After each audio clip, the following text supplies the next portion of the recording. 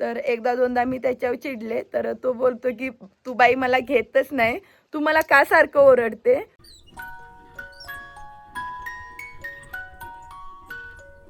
Hello नमस्कार मंडळी, तुम्ही सगळे मजेत आहात ना. नवीन दिवसाची नवीन सुरुवात आणि आज सकाळी टेरेसवरूनच व्हिडिओला सुरुवात केले. या तू रुसला का? काय झालं, माझा एक रिव्ह्यूचा महत्वाचा एक व्हिडिओ बनवून द्यायचा होता आणि व्हिडिओ बनवताना विरू इतका मध्ये मध्ये येत होता तर एकदा दोनदा मी त्याच्यावर चिडले तर तो बोलतो की तू बाई मला घेतच नाही, तू मला का सारखं ओरडते. विरू तो महत्वाचा व्हिडिओ होता. हा तुला नंतर घेते. गेले 1 वर्ष मी बीज गुरुकुल या प्लॅटफॉर्मवर अफिलिएटिंग मार्केटिंगची जर्नी माझी चालू आहे आणि त्याचा एक रिव्ह्यू शॉर्ट्स मला मॅमला द्यायचा होता तर ते बनवून घेतले आणि आता थोडंसं कोवळ्या उन्हात पण बसले आणि पूर्ण तयार झाले एकदम. त्यासाठी नवीन ड्रेस सुद्धा घातलाय आणि मागे याची लुडबुड चालू आहे अशी. हा आहे पहिल्या खोलीवरील स्लॅब आणि मम्मीला मी मुंबईला नेण्यासाठी थोडासा कढीपत्ता सुकवून ठेवायला सांगितला होता तर तिनं एवढा कढीपत्ता आणलाय. इकडे ती उन्हात घातल्यात ते सुद्धा घरगुती आहेत आणि इकडे शेतात खूप कोथिंबीर झाली होती यावेळी तर मम्मी न विकता अशी वाळवून ठेवते आणि याची पूड बनवून ठेवल्या. इतका मस्त वास येतोय. जेव्हा कधी कोथिंबीर महाग होईल तेव्हा याची पावडर वापरायची आणि खरंच या पावडरीला खूप छान चव येते. असं आहे आमचं प्री प्लॅनिंग. आणि आज घरच्या शेतातील ताजी हरभऱ्याची भाजी केली. मला भाज्या इतक्या आवडतात ना तर गावी आल्यानंतर माझं तेच असते कंटिन्यू चालू जेवणात. मी एकटीच जेवायचे आता, बाकीचे सगळे जेवून झालेत आणि हे मस्तपैकी घरच्या म्हशीचं शाईचं दूध आहे. शाईचा थर एवढा आहे या दुधामध्ये तर माझ्यासाठी ठेवले. इकडे दाण्याची आमटी आहे, ही सुद्धा इतकी मस्त लागते चवीला, खूपच भारी असते चव. आणि आता विरू पण जेवलाय त्यामुळे एकटीच निवांत जेवणार आहे. आणि चपाती. खरंच माहेरी आल्यानंतर एवढं आयतं जेवण मिळतं ना ते एक समाधानच असतं वेगळं. काही न करता एवढं फुल्ल ताट तयार आपल्यासाठी. आजचं स्पेशल जेवण एकदम कलरफुल झालंय. इस्फुर्लीत आईनी हे अनारसचं पीठ घरीच केलं होतं आणि थोडंसं पीठ शिल्लक होतं तर मला दिलं होतं. तिथं एवढी धावपळ चालली होती की आम्हाला ते करायलाच भेटलं नाही तर आता इकडे येताना दिलंय आणि थोडासा टाइम सुद्धा शिल्लक आहे. आणि आज पहिल्यांदा मी अनारस बनवल्यात, इतके मस्त झालेत ना. असं थोडंसं विरघळतात म्हणून मला पहिल्यांदा भीती होती. आता सगळे करून घेतलेत अनारस. हा एक लास्टचा गोळा आहे आणि सगळे व्यवस्थित झाल्यामुळे मी दाखवत आहे. प्लॅस्टिकच्या पिशवीत थोडंसं तेल लावून घेतलंय आणि बोटान अलगद थापून घ्यायचं. आणि सध्या खसखस घरी अवेलेबल नसल्यामुळे मी तीळ लावून घेतोय. अनारस थापताना हलक्या बोटाने थापणं सगळ्यात महत्वाचं आहे आणि साईज मी छोटीच ठेवली आणि अशी जाळी असेल तर पीठ एकदम बरोबर आहे असं समजायचं. एकदम बारीक गॅस ठेवलाय आणि त्यावर सोडून घेते अनारस. थोडासा वेळ लागतो परंतु व्यवस्थित तळते. आणि आता थोडेसे वर फुगले तर त्याच्यावर तेल सोडतोय साईडचं. टुम्म फुगलाय आणि इकडे ऑलरेडी करून घेतलेत आणि इतके मस्त झालेत ना, एक सुद्धा फुटला नाही किंवा विरघळला नाही तेलामध्ये. बारीक गॅसवर तळत असल्यामुळे खूप वेळ लागतोय परंतु एकदम क्रिस्पी झालेत सगळे. एक साईडनं आता पूर्ण व्यवस्थित तळलाय. आता बाजू पलटून घेते आणि ह्याला असं जास्त वर खाली असं नाही सतत बाजू बदलायची नाही तर मग ते एकदम असे तेलकट होतात. 2 वेळाच अनारसे तळून घ्यायचं. खालची बाजू पण व्यवस्थित तळले. आता पूर्ण तेल नितळून घेते.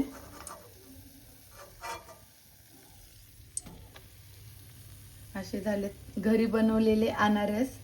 पप्पा घरी येताना मस्तपैकी लेकीसाठी गरम गरम कांदा भजी व ही मिरची भजी घेऊन आल्यात आणि खरंच याची टेस्ट इतकी मस्त आहे ना, मी दरवेळी येईल तेव्हा ही घेऊनच येतात ते.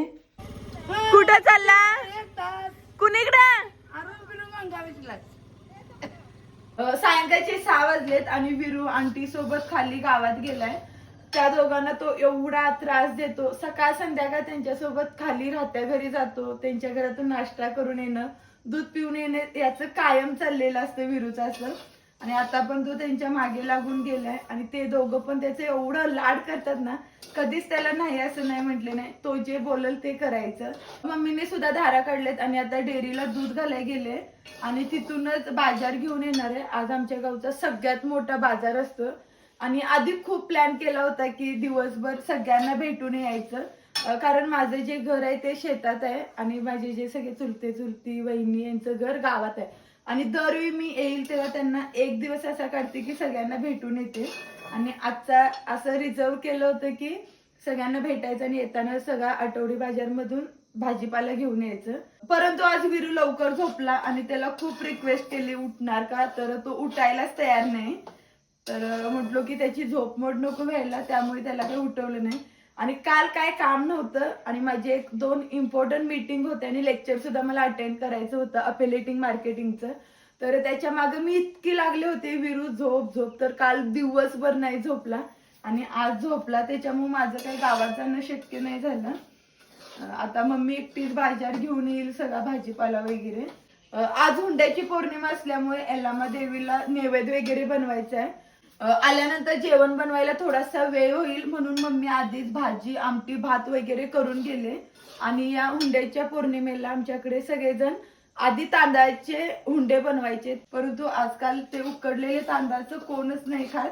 त्यामुळे सगळ्यांची एक नवीन आयडिया आहे की रव्याचे करायचे. त्यासाठी मम्मी बोलली की बाकीचं काय नको करू, फक्त शिरा बनवून घे. आणि जाताना तिने मला इतकं इन्स्ट्रक्शन दिले की गोड जास्त बनव, कारण पप्पा मम्मी आणि भावाचं एवढं गोड खाणं आहे ना, भरपूर गोड खातात ती. बाजार करून आल्यानंतरच मम्मी शिरा बनवणार होती, परंतु तो थोडासा गार होऊन हुंडे पाडायला वेळ लागणार, निवदाला वेळ झाला तर मग ते बरं नाही वाटत. तर मला बोलते की जास्त काय नको करू, फक्त शिरा बनवून ठेव. मगाशी केलेला शिरा आता पूर्ण थोडासा असा अकसून आलाय आणि आता मम्मी त्याचा हुंडा बनवते. सिंपल आहे एकदम, गोल राऊंड करून त्यामध्ये एक बोट प्रेस करायचं. आणि आता ज्या काही जोगवा मागण्यासाठी बायका येतात त्यांना हा असा नैवेद्य देऊन हळदी कुंकू द्यायचं. इकडे वांगी घेतल्यात, यामध्ये दिडक्याच्या व कुटवड्याच्या शेंगा आणि कोबी इतका फ्रेश आहे ना, एकदम टवटवीत आहे. या बाजूला माझी आवडती भेंडी आणि कोबीज आहे. इकडे हिवाळा सीझन आहे तर हिरवा वाटाणा झालाच पाहिजे. हे चिक्कू आहेत आणि ऑरेंज इतके रसरशीत आहेत ना, मस्त आहेत. आल्यानंतर एक लगेच आम्ही तिघांनी फोडून खाल्ला आणि सगळं मामा आता व्यवस्थित ठेवलंय मम्मी. डायनिंग टेबलच्या खालच्या 2 रॅक मध्ये सगळा भाजीपाला व्यवस्थित ठेवलाय. आता हळू बंद केले.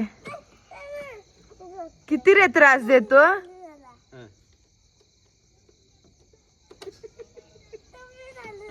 गाडी पुढे राहिली काय चालू झाली. हा कर.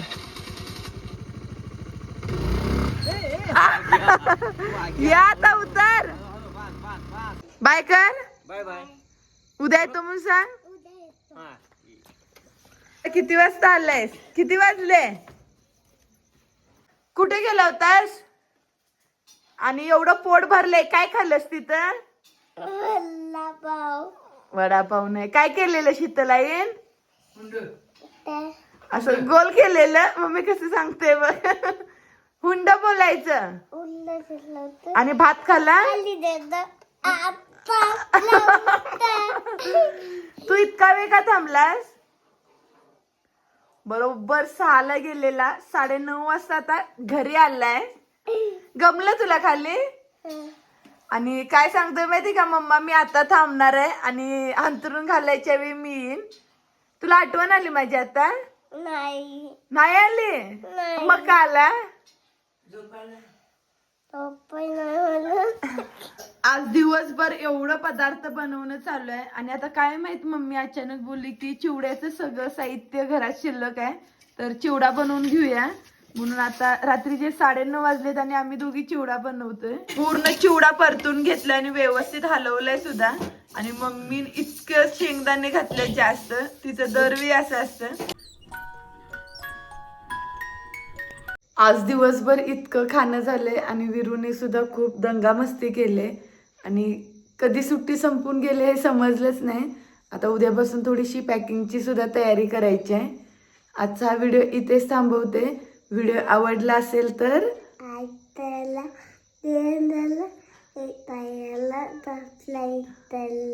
उद्या पुन्हा एकदा भेटू नवीन व्हिडिओमधून.